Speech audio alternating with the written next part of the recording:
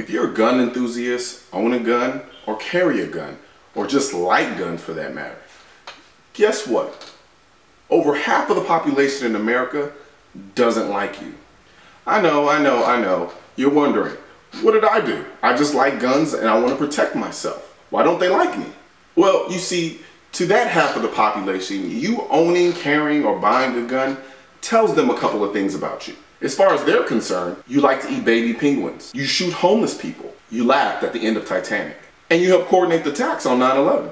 In all fairness, if you knew someone who you thought ate baby penguins, you wouldn't like them too much either. Now, I'm not going to go into the asinine reasons behind why people who don't like people who like guns don't like you. But I will say this, just accept it. No amount of logic or reasoning is going to convince them that you don't play kick the baby on your days off. So completely disregard anything that you say that makes sense and take a death grip on anything that they feel advances what they already believe. In no way am I saying not to engage people in discussions about guns or gun control, but understand what you're dealing with. Especially when dealing with somebody who's arguing from not only a position of hatred of guns, but also a fear of them.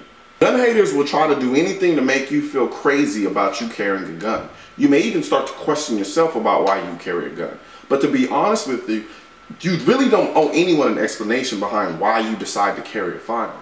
Honestly, it's utterly ridiculous when you think about it. Why do you need to explain why you own an instrument that can be used safely with relative ease, that can provide a way for you to feed yourself, a source of sporting entertainment, provide you a general understanding of physics and engineering, and also protect your life? It's easy to get angry and rage and flustered when you argue with a group of people or you have a discussion with a group of people who don't see your side.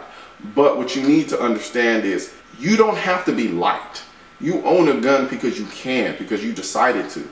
But it isn't exactly your right to be liked for doing it. True, they don't have the right to take away that right from you, but you don't necessarily have to be liked for it.